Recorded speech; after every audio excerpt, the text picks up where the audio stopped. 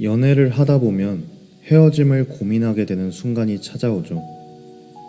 하지만 그 이야기를 어떻게 꺼내야 할지, 어떤 말을 먼저 해야 할지 정말 어렵습니다. 상처를 주지 않으면서 나 자신도 너무 힘들지 않게 이별을 말할 수 있을까요? 오늘의 울림이 내일의 변화를 만듭니다. 안녕하세요. 삶을 다시 울리는 이야기 다시움입니다. 헤어짐, 누구에게나 쉽지 않은 결정이고 누구도 가볍게 내뱉을 수 없는 이야기입니다. 사랑하는 마음이 남아있는데 미래에 대한 확신이 없을 때, 서로의 상처가 쌓여버렸을 때, 혹은 이제는 함께 걷기 어렵다는 마음이 찾아올 때 우리는 조심스럽게 이별을 고민합니다. 하지만 이별하자는 말은 말하는 사람도 듣는 사람도 크게 상처받을 수밖에 없는 말입니다. 그래서일까요? 많은 사람들이 이별을 결심한 뒤에도 한참 동안 말을 꺼내지 못하거나 상대를 서서히 밀어내는 방식으로 관계를 정리하려 하기도 합니다. 저 역시, 그리고 주변의 많은 친구들도 이별의 문턱에서 쉽게 말을 꺼내지 못해 오랫동안 서로를 붙잡은 적이 있습니다.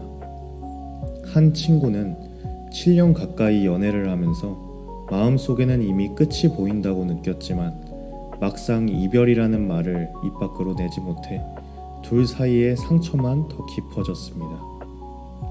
그 시간 동안 사소한 오해가 쌓이고 더 이상 예전처럼 따뜻하게 대해주지 못하면서 결국 둘 다 지쳐서 헤어지게 되었죠.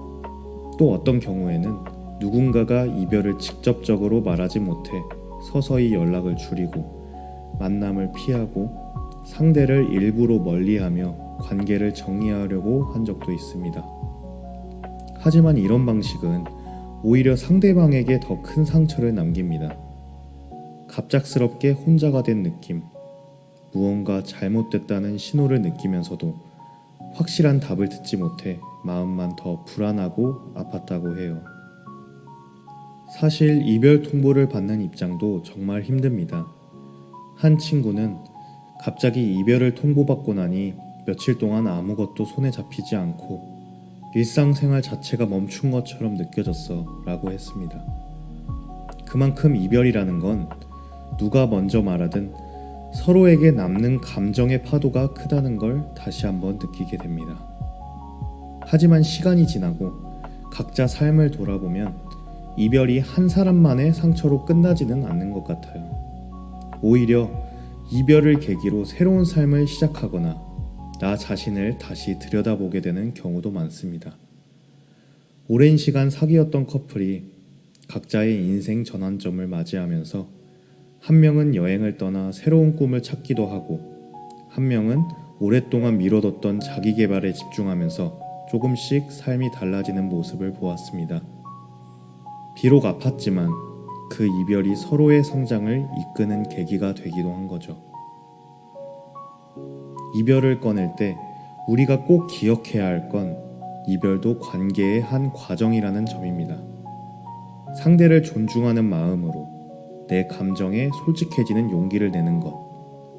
그게 어쩌면 마지막으로 서로에게 할 수 있는 가장 따뜻한 배려일지도 모릅니다. 그렇다면 헤어짐을 고민할 때 어떻게 대화를 시작하는 게 좋을까요? 첫 번째, 충동적으로 이별을 말하지 않기. 감정이 격해진 순간이나 다툰 직후에는 이별 이야기를 꺼내지 않는 게 좋습니다. 충분히 감정을 정리하고 내 마음을 차분하게 돌아본 뒤 결정해야 합니다. 두 번째, 내 감정을 솔직하게, 그러나 상대방을 배려하며 말하기. 너 때문에 힘들어, 네가 변해서 헤어지자, 이런 식의 비난보다는 나 자신을 돌아봤을 때 이 관계를 더는 잘 지켜낼 자신이 없다. 서로에게 더 좋은 사람이 되고 싶었지만 이제는 그게 어려울 것 같다. 내 감정을 솔직히 표현하세요.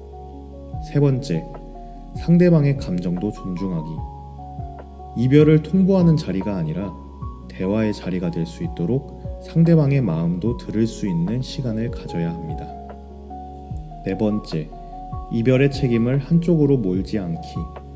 이별에는 여러 가지 이유가 있을 수 있습니다. 잘잘못을 따지기보다 우리 둘 다 노력했지만 더는 이어가기 어렵다. 이런 태도가 서로의 상처를 덜어줍니다. 다섯 번째, 감정이 정리될 수 있는 시간 주기. 헤어짐을 이야기한 뒤 서로의 감정을 정리할 시간을 갖는 것도 건강한 이별을 위해 필요합니다. 이별은 언제나 아프지만 어떤 이별은 오히려 새로운 시작이 되기도 합니다. 더 이상 서로에게 상처를 주지 않고 각자의 삶에서 더 성장할 수 있는 계기가 되기도 하죠. 여러분도 이별을 고민한 적이 있나요? 그럴 때 어떤 말로, 어떤 방식으로 이야기를 시작하셨나요? 여러분의 경험이나 소중한 조언이 있다면 댓글로 함께 나눠주세요. 그리고 오늘 이 영상을 끝으로 18번째부터 30번째까지 관계 시리즈를 마무리하게 되었습니다. 그동안 연인, 가족, 친구, 직장, 그리고 다양한 인간관계의 고민을 함께 나눠주셔서 진심으로 감사했습니다. 다음 영상부터는 조금 더 나 자신에 집중하고 자기 이해, 성장, 삶의 변화와 루틴 등 새로운 주제로 여러분과 다시 울림을 나눌 예정입니다. 구독과 좋아요는 이 울림이 더 멀리 퍼지는 데 큰 도움이 됩니다. 오늘도 함께 해주셔서 감사합니다. 삶을 다시 울리는 이야기, 다시움이었습니다.